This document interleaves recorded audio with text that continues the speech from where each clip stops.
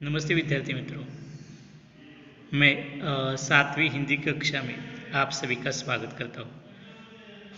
पिछले वीडियो के अंदर हमने शब्द संपदा इस पाठ का प्रथम भाग का अध्ययन किया है। इस वीडियो के अंदर हम अगले भाग का अध्ययन अध्ययन यहाँ पर करेंगे। तो ठीक है, शुरू करते हैं शब्द संपदा का अगला भाग।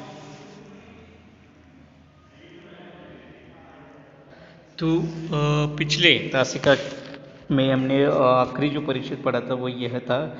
लेखक कहते हैं कि कुछ शब्द ऐसे होते हैं या कुछ व्यक्ति ही ऐसे होते हैं कि जिनके उच्चारण मात्र से सामने वाला व्यक्ति व्यतीत हो जाता है। अगर हम किसी एकाध वृद्ध व्यक्ति को ऐसे बुरे शब्दों का प्रयोग करते हैं तो वह व्यक्ति क्या होता है, व्यतीत हो जाता है। या वृद्ध ही नहीं, कोई भी व्यक्ति हो तो ऐसे व्यक्ति के लिए हम अगर ऐसे कठोर शब्दों का इस्तेमाल करते हैं तो व्यक्ति क्या होता है कि व्यतीत हो जाता है। आगे हम देखते हैं कि कई बार तो ऐसे शब्द को सुनकर वह रोने भी लगता है। कुछ लोग बड़े प्रिय होते हैं, वैसे ही कुछ शब्द भी बहुत ही प्रिय होते हैं। लेखक आगे कहते हैं कि जब हम एकाध व्यक्ति को ऐसे कठोर शब्द सुनाते हैं तो वह व्यक्ति ऐसे शब्दों को सुनकर वह कई बार रोने भी लगता है। तो कई बार हम ऐसे शब्दों का प्रयोग करते हैं, हम घर में सुनते हैं या कई अड़ोस पड़ोस में सुनते हैं कि लोग ऐसे शब्दों को सुनकर क्या होते हैं कि रोने भी लगते हैं। कि वह उनका उच्चारण जो है, उच्चारण जिनसे वह रोने लगते हैं तो वह रुलाने वाले शब्द ही होते हैं कि जिसके वजह से वह व्यक्ति को क्या होता है कि रोने लगता है। तो लेखक कहते हैं कि आगे कहते हैं कि कुछ व्यक्ति हमें बहुत ही प्रिय होते हैं, जैसे कि हमारे मित्र हो, हमारी माता पिता या ऐसे कई लोग होते हैं कि जो हमें प्रिय होते हैं।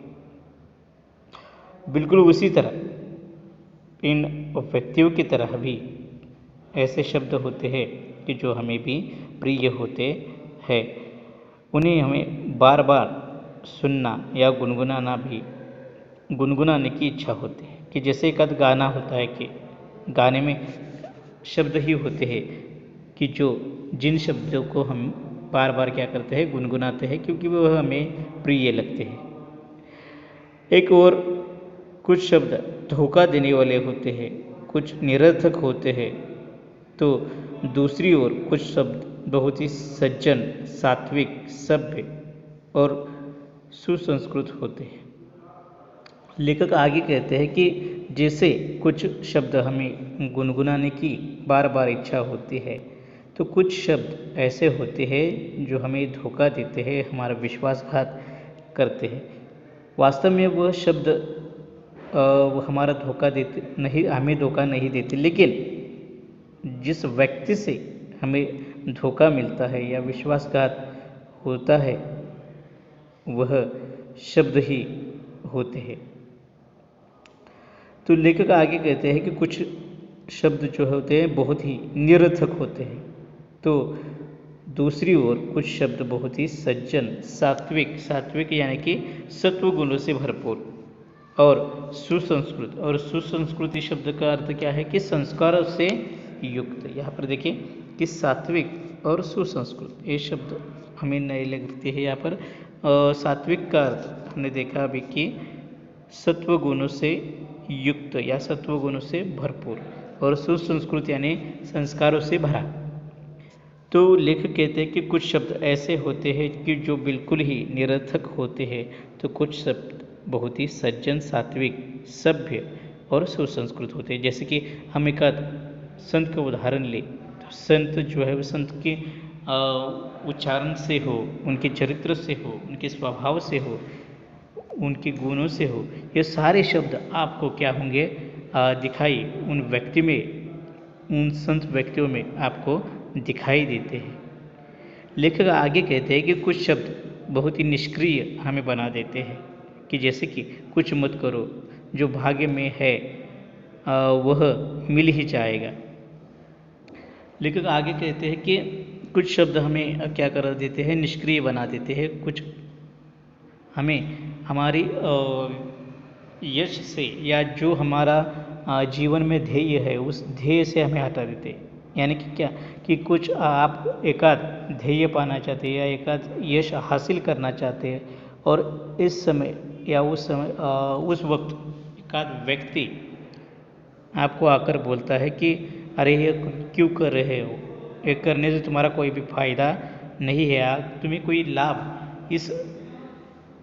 इससे नहीं होगा। उस बातों का या उस शब्दों का परिणाम जो है परिणाम हम पर होने लगता है और निश्चित रूप से हम अपने लक्ष्य से हम अपने मार्ग से क्या हो सकते हैं, भटक सकते हैं। न्यूटन एक महान वैज्ञानिक कि जिन्होंने गुरुत्वाकर्षण शक्ति या गुरुत्वाकर्षण की खोज जो है खोज की, वह कहते हैं कि आपको अगर किसी भी काम को या किसी भी काम में सफलता हासिल करनी है, 100% आपको वह काम सफल करना है, तो उसमें 90% जो है वह काम की सफलता के लिए 90% आपका परिश्रम चाहिए, 5% बुद्धि और 5% सहयोग की आवश्यकता होती है। परंतु याद रखें कि किसी भी काम को पूर्णत्व देने के लिए 90% कठोर परिश्रम की ज़रूरत होती है। अब अगर हम बिना परिश्रम के कोई भी काम करना चाहे तो वह मुमकिन नहीं है। ऐसे शब्द जो हमें निष्क्रिय करा देते हैं, उन्हें हमें अपने जीवन से या जीवन व्यवहार से बाहर बाहर करना आवश्यक है। लेखक कहते हैं कि ऐसे शब्द जो हमें निष्क्रिय करते हैं, उन्हें हमें अपने जीवन व्यवहार से निकाल बाहर करना चाहिए। लेखक आगे कहते हैं कि कुछ भाषाओं के शब्द किसी भी अन्य भाषा से मित्रता कर लेते हैं और उन्हीं में से एक बन जाते हैं। जैसे आपके मित्रों में से कुछ ऐसे होते हैं जो सबसे घुल मिल जाते हैं।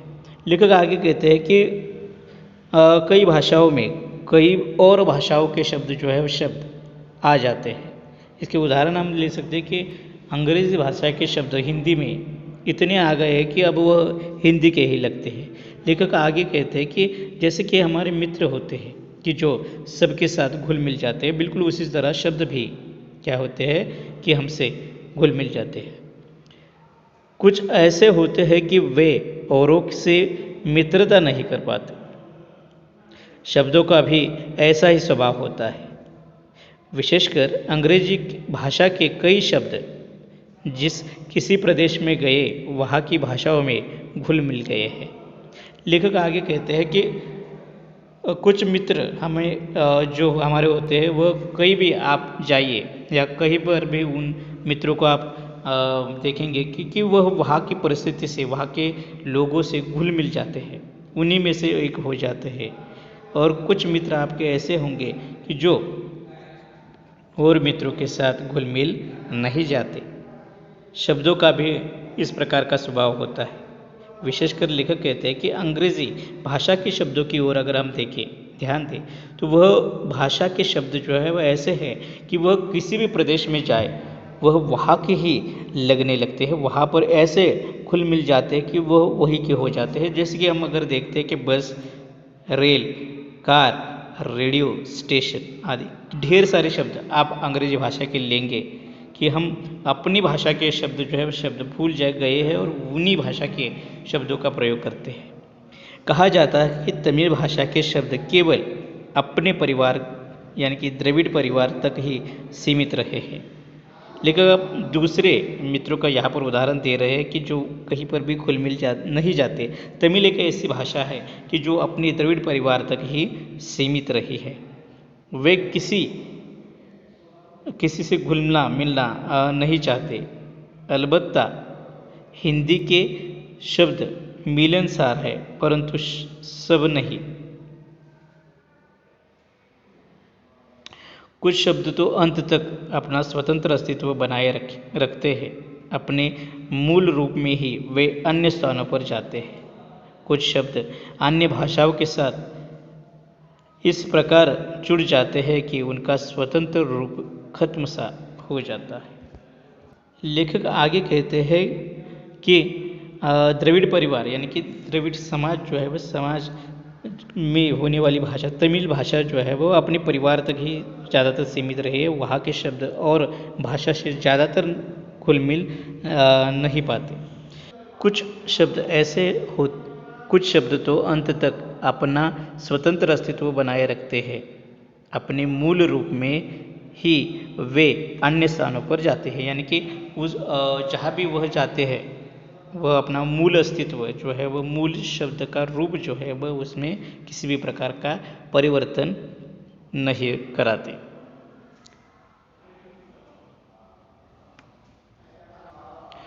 तो लेखक आगे कहते हैं कि कुछ शब्द अन्य भाषा के साथ इस प्रकार से जुड़ जाते हैं कि उनका स्वतंत्र अस्तित्व ही खत्म-सा हो जाता।